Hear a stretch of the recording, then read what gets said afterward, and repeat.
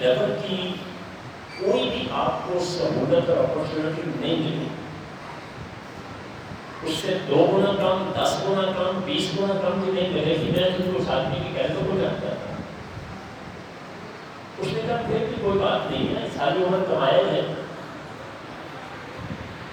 میں نے کہا سعید صاحب ایسا کیا ہوا کہ آپ تو پاکستان کا نام میاں بیوی لینے پہ تیار نہیں تھے؟ پھر اس نے جو کچھ بتایا وہ سنیے تاکہ مجھے اپنی بات کرنی آسان ہو جائے۔ اچھا 27 سال کا مطلب ذرا ذہن میں یہ بھی رکھیے کہ اس وقت یہ جو سیل فون تھا، کہ جس شکل میں پاکستان میں آیا تھا نا، وہ اتنی بڑی بیٹری ہوتی تھی اور پیچھے ایک نوکر اٹھا کے جا رہا ہوتا تھا جو کہ بڑا امیر آدمی اس کو رکھتا تھا۔ یہ ٹچ بالکل نہیں۔ اس نے کہا کہ ہم میاں بیوی اپنی تینوں بیٹیوں میں کچھ چیزیں دیکھ رہے تھے لیکن زبان پہ لا نہیں سکتے، اور پھر کیا ہوا کہ ہم میاں بیوی آپس میں بھی بات کرتے ہوئے جھجکتے تھے۔ ایک دن میں دفتر سے گھر آیا تو میری بیٹی، بڑی بیٹی جس کی عمر 14 سال تھی، وہ اپنے بوائے فرینڈ کے ساتھ یعنی اپنے دوست کے ساتھ بیڈ روم میں اکیلی بیٹھی تھی اور بڑی ہی بے تکلف انداز میں بیٹھی تھی اس کے ساتھ جو۔ اب وہ خمیر تو پاکستانی تھا نا، جتنا مرضی تھا، اس نے بے اختیار بیٹی کو 1-2 لگا دی۔ بوائے فرینڈ کو کوئی پریشانی نہیں ہوئی کہ کسی نے دیکھا، پاکستانی نظام میں یا فلموں میں دیکھا ہوگا کہ کیا ہوتا ہے۔ کہتا اس وقت مجھے بالکل میرے حواس قائم نہیں رہے، میں قانون شنون ہر چیز بھول گیا، میں نے اپنی بیٹی کو مارا، اس کو کچھ نہیں کہا۔ بیٹی نے کیا کہا؟ How dare you to touch me؟ باپ نے کہا mister Saeed how dare you to touch me؟ وہ سیدہ تیری جرت کی میں جو بات رہا ہے، یہ مطلب ایسے۔ اس کے بعد اس نے پولیس کو فون کر دیا، پولیس آئی اور مجھے لے گئی، اور واپس آ کر میں نے اپنی بیوی سے کہا کہ دیکھو پہلا قصور تو میرا ہے، تمہارا بات نہیں۔ جب میں ایک چیز کو محسوس کر رہا تھا تو مجھے چاہیے تھا کہ میں تمہیں کہتا کہ اے تو پانڈیٹی نے سنبھالیے نہیں، آپ بغیرت بن کے رہیے۔ یہ اس کے لفظوں میں آپ کو بات بتا رہا ہوں۔ تو بہرحال پھر ہم کچھ عرصہ میاں بیوی خاموش رہے، بچوں سے اپنے تعلقات بہتر کیے۔ یہ غور سے سننے والی بات ہے۔ آپ نے صرف بیٹیوں کے باپ ہیں یا مائیں بیٹھی ہیں وہ بہت توجہ سے سنیں، اور جو لڑکے بیٹھے ہیں وہ ایک بہن کا بھائی بن کے سنیں، پھر میری بات سمجھ آئے گی جو میں نے آپ لوگوں سے کرنی ہے، ورنہ میں اپنی بات نہیں سمجھا پاؤں گا۔ اپنی بچیوں سے، تینوں سے تعلقات بہتر کیے، اور کہا کہ پاکستان ہم 2-3 سال سے نہیں گئے ہیں تو اب ہم پاکستان جائیں گے، نانا نانی دادا دادی کو مل آئیں گے، اور پھر اس کے بعد واپس آ جائیں گے۔ پہلے بھی ایسے ہوتا تھا۔ اس دوران کہتا ہے کہ میں اپنی پراپرٹی کا کاروبار کو اونے پونے مائنڈ اپ کر کے تو پاکستان آ گیا۔ اس نے کہا کتنے میرے جیسے لوگ ہیں جن سے فیصلہ ہی نہیں ہو رہا، میں تو شکر گزار ہوں کہ مجھ سے اللہ نے فیصلہ کروا دیا۔ یہ گفتگو کا ایک حصہ تھا۔ اس نے آخری جملہ جو کہا، اس نے کہا کہ وہ معاشرہ جہاں آ چکا ہے، ان کے آگے کھائی ہے اور پیچھے پانی ہے، یا آگے آگ ہے پیچھے پانی ہے، دونوں صورتوں میں بہت ہے۔ انہوں نے اس کو ٹھیک کرنے کی بجائے، انتہائی پڑھا لکھا آدمی، یہ 27 سال پرانی بات بتا رہا ہوں، اس نے کہا کہ اس چیز کو ٹھیک کرنے کی بجائے انہوں نے اس برائی کا عدالت کا رخ جو ہے وہ اسلامی ملکوں اور خاص طور پر پاکستان کی طرف ہے۔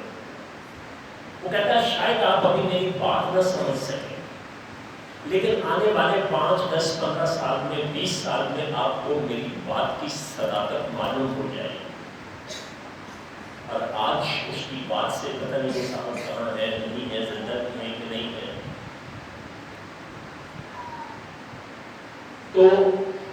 بات بہت آگے جا چکی.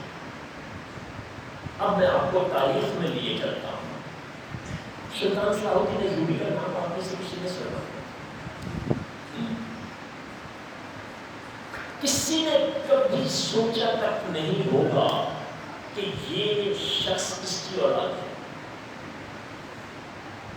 اس کے ماں باپ کون تھے؟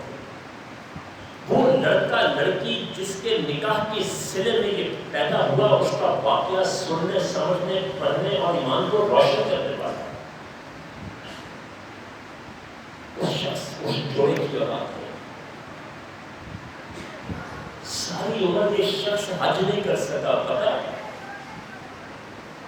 اس لیے نہیں کر سکا کہ مدینہ کرنے سے زیادہ مدینے کو بچانا زیادہ ضروری تھا. امید ہے سمجھدار ہوں گے. میں نے جملے میں کتنا کچھ آپ کو کہہ دیا. اس نے ایک فائنڈنگ دی تھی سینکڑوں سال پہلے کہ جس جگہ جس قوم پہ آپ کنٹرول حاصل نہ کر سکتے ہو اس قوم کے نوجوانوں میں فحاشی کا تصور پیدا کرتے ہیں. کیا کرتے ہیں؟ ان کے ذہنوں کی سوچ میں سیکس کو، جنسیات کو، گند کو بھر دیں. کچھ نہیں کرنا پڑے گا، وہ قوم تباہ ہو جائے. ایک بہت بڑا فلاسفر جو سوشل سائنٹسٹ بھی ہے اس نے کہا کہ جس قوم کے نوجوانوں میں فحاشی آ جاتی ہے، جس قوم کے نوجوانوں میں فحاشی کا تصور آ جاتا ہے، ایسی قومیں جو جنسی آوارگی میں مبتلا ہو جاتی ہیں ان کے ہاں 100 سال سے زیادہ وہ قوم زندہ نہیں رہتی. ان کے بچے بھی پیدا ہوتے ہیں، ان کی آگے شادیاں ہوتی ہیں، کاروبار کرتے ہیں، لیکن بطور قوم وہ اپنی شناخت کھو دیتے ہیں. یہ ایک غیر مسلم کہہ رہا ہے. میں نے آج سے 4 سال پہلے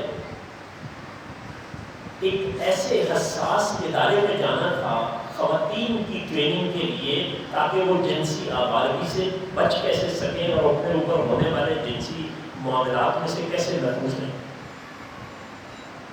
میں بہت سارے جن اداروں کے لیے کام کرتا ہوں اس میں ایک ادارہ فاؤنٹین ہاؤس بھی ہے. اگر آپ نے کسی نام نہیں سنا تو وہ ذہنی اور جسمانی اور نفسیاتی صحت سے متعلق دنیا کا 330 اداروں میں سے بہترین ادارہ مانا گیا ہے.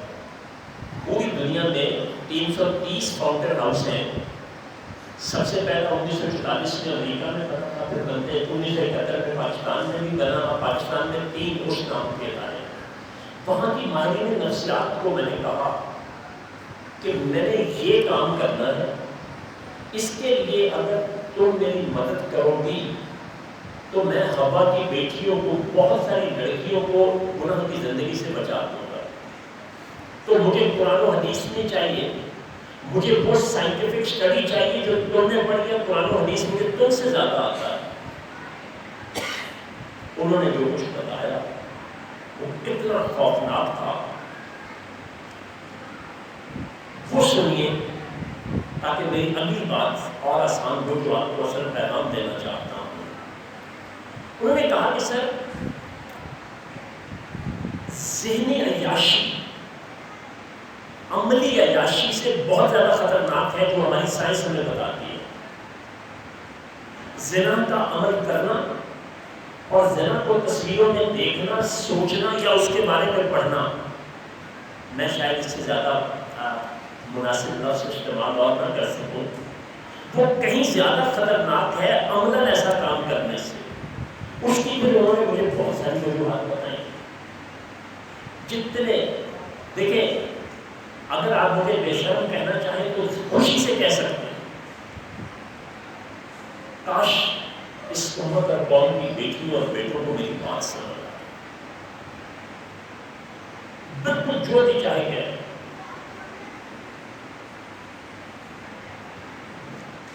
زنا اور نکاح دونوں میں ایک ہی عمل کیا جاتا ہے اور اس کا نتیجہ بھی ایک ہی ہوتا ہے.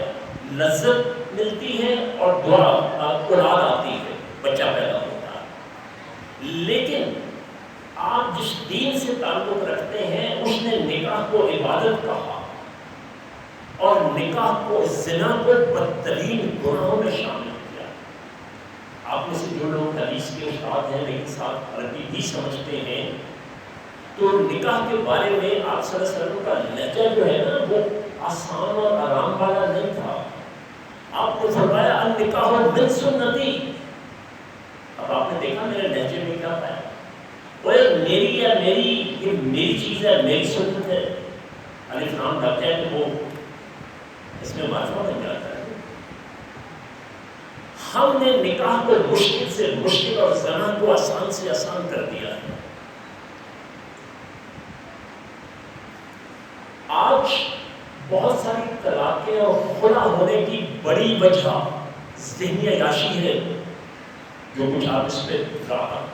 آپ کا کردار پتہ کیا ہے؟ جو آپ اکیلے میں بیٹھ کے اس پہ دیکھتے ہیں وہی آپ کا اصل کردار ہے، وہ آپ کا اصل چہرہ ہے۔ بچے بہت دھیان سے میری نہیں سمجھ آئی تو میرے سے برائے کرم سوال کی شکل میں بات کر لیں، آپ کر لیں، فون پہ کر لیں، یہاں شیخ صاحب ہیں، قاری صاحب ہیں، جو لوگ مجھے جانتے ہیں ان کے ذریعے کر لیں۔ بہتر ہوگا کہ خود کریں، ممکن ہے کہ آپ کو جھجک آ جائیں کیونکہ ڈاکٹر کے پاس تو آپ ہر بات کر لیں۔ یہ دیکھنے سے کیا ہوتا ہے، سب سے پہلے آپ کا اعصابی نظام، پٹھوں کا نظام جو ہے وہ بیکار ہوتا ہے۔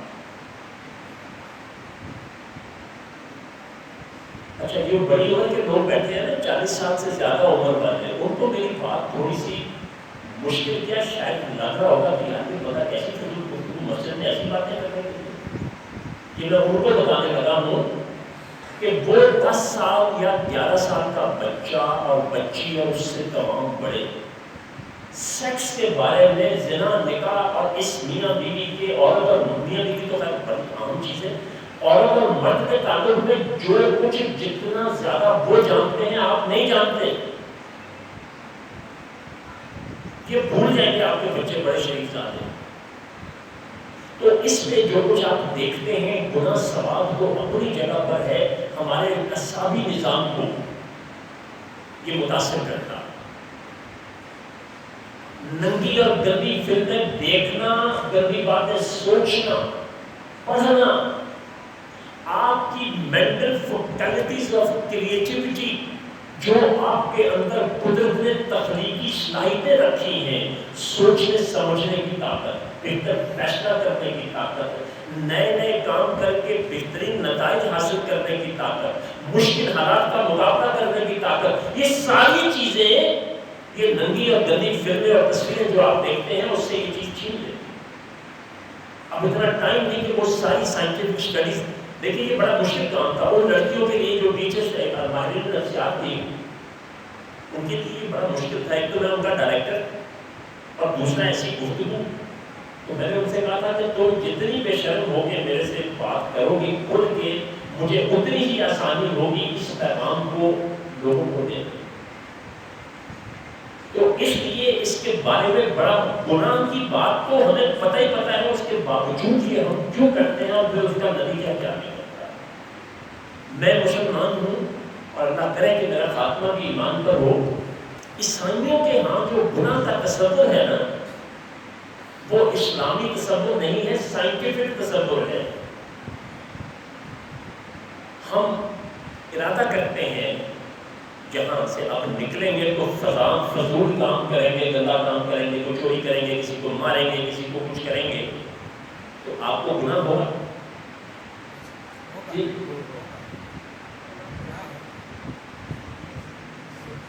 ارادے میں گناہ نہیں، ارادے میں گناہ نہیں ہے۔ عیسائیوں کا جو مذہب ہے، چونکہ آپ نے دیگر مذاہب نہیں پڑھے، عیسائیوں کے عقائد میں یہ بات شامل ہے کہ تم نے اگر زنا کا سوچا بھی تو تمہیں پورے زنا کے عمل کا گناہ کا وہ گناہ ملے گا۔ یہ اسلام کی چھوٹی مہربانی ہے کہ آپ نیکی کا ارادہ کریں تو آپ کو اجر اسی وقت مل جائے، اور برائی کا ارادہ کریں تو جب تک کر نہیں لیتے آپ کے نامہ اعمال میں نہیں لکھی جائے۔ آپ کی نیند خراب کرتی ہیں یہ چیزیں، رشتوں کا تقدس ختم کر رہی ہیں، یہ چیزیں پبلک میں نہیں آ رہی ہیں کہ یہ چیزیں دیکھنے سے باپ بیٹی، ماں بیٹا، بہن بھائی کے رشتوں میں کیا طوفان آ چکا ہے۔ ایسی چیزیں باہر آ نہیں رہی ہیں، جذبات سے مغلوب ہو کے ان کو پتہ نہیں لگتا کہ ہم کیا کریں۔